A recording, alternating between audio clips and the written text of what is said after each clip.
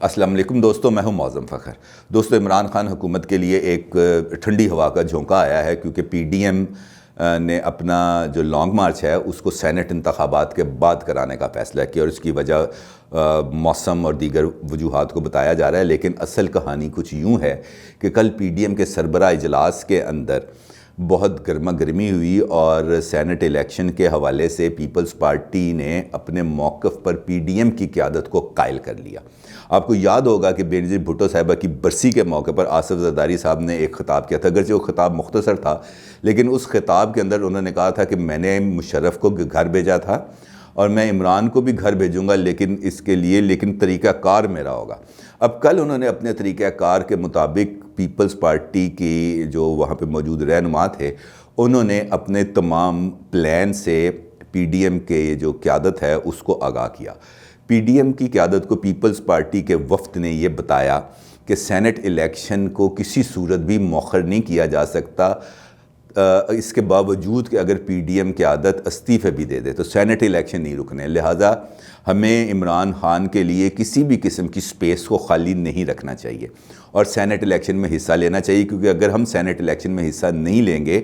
تو اگلے 6 سال کے لیے عمران خان کی سینٹ کے اندر ایسی اکثریت ہوگی جس کو کوئی چیلنج نہیں کر سکے گا، اور آئندہ حکومت کے لیے بہت مشکل ہو جائے گا کہ وہ سینٹ سے کسی بھی قسم کی قانون سازی کر سکے، جس پر یہ طے پایا کہ سینٹ الیکشن کے اندر بھرپور حصہ لیا جائے گا، اور اس کے ساتھ ساتھ جو ضمنی انتخابات ہونے جا رہے ہیں اس مہینے اور کچھ انتخابات ہوں گے اگلے مہینے، اس کے اندر بھی پی ڈی ایم کی رکن جماعتیں ان انتخابات کے اندر بھرپور حصہ لیں گی۔ دوستو،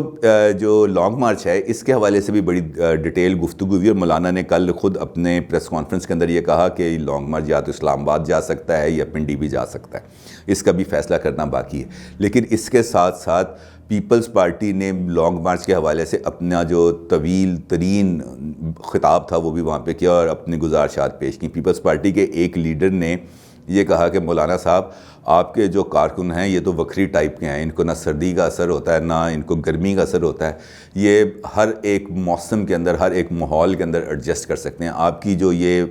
اسٹریٹ پار ہے اس کو ہم چیلنج نہیں کر رہے، لیکن ہمارے کارکنان بڑے مفروق الحال ہیں، بڑے غریب لوگ ہیں، یہ سردی گرمی ان پر بہت زیادہ اثر کرتی ہے، اور نون لیگ کے جو کارکنان ہیں یہ تو بالکل ہی ہم سے الگ ہیں، یہ تو وہ لوگ ہیں جو گرمیوں میں اے سی میں بیٹھتے ہیں اور سردیوں میں ہیٹروں کے آگے بیٹھتے ہیں۔ لہٰذا آپ اپنے کارکنوں کو تو لے آئیں گے، ہمیں مشکل میں نہ ڈالیں کہ ہم اپنے کارکنان کو نہ لے کے آ سکیں، اور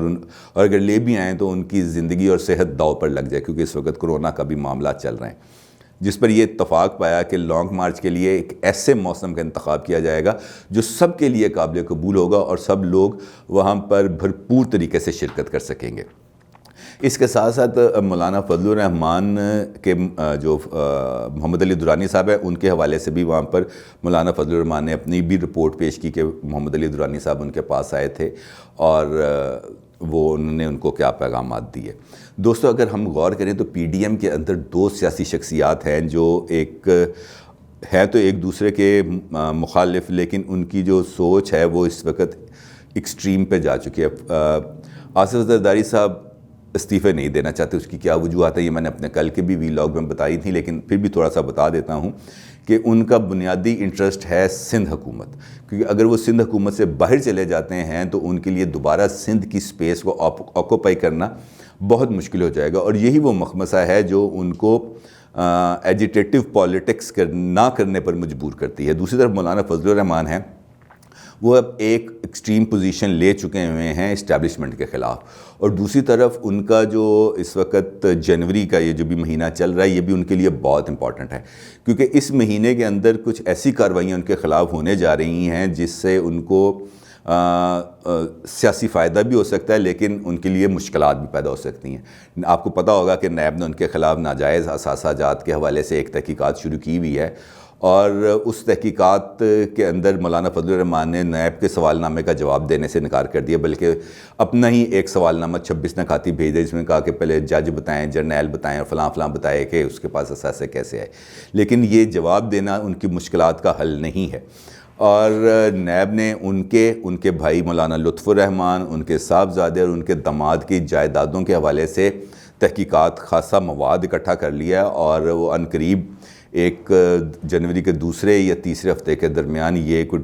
بارودی سرنگ کا ہی دھماکہ ہونا ہے جو جس طرح کا نیب نے مواد اکٹھا کیا ہے۔ دوسری جانب ان کی اپنی پارٹی کے اندر بھی ایک بہت بڑی رفٹ سامنے آ رہی ہے جو مولانا شرانی اور حافظ حسین احمد کی صورت میں ہے۔ اگرچہ مولانا صاحب نے ان کو اپنی پارٹی سے تو نکال دیا ہے اور ان کی رکنیت بھی ختم کر دی ہے، لیکن اطلاعات یہ ہے میری کہ حافظ حسین احمد اور مولانا شرانی ابھی خاموش نہیں بیٹھیں گے، اور وہ بہت جلد اسلام آباد میں ہی بیٹھ کر ایک پریس کانفرنس کریں گے اور مولانا صاحب پر سنگین قسم کے الزامات لگائیں گے اور چونکا دینے والے انکشافات کریں گے۔ لہٰذا مولانا صاحب کو اب اندرونی طور پہ بھی اور حکومتی سطح پر یعنی کہ نیب کے ذریعے بھی شدید دباؤ کا سامنا کرنا پڑے گا، اور وہ دباؤ کو مولانا صاحب کس طرح ہینڈل کریں گے یہ تو آنے والا وقت بتائے گا۔ لیکن جنوری کا مہینہ مولانا صاحب اور ان کی سیاست کے لیے بہت اہم ہے، اور اسی طریقے سے عمران خان حکومت کو یہ جو 3 ماہ کا جنوری سے لے کر مارچ تک کا ٹائم ملا ہے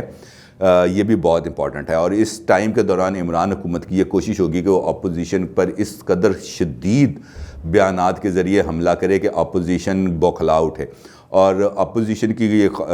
کوشش ہوگی کہ وہ بھی اسی طریقے سے کارروائی کرے اور چھوٹے موٹے مظاہرے انہوں نے کرنے کا پلان بنایا، جس طرح کل بھاولپور میں بھی ایک ریلی نکالی جائے گی۔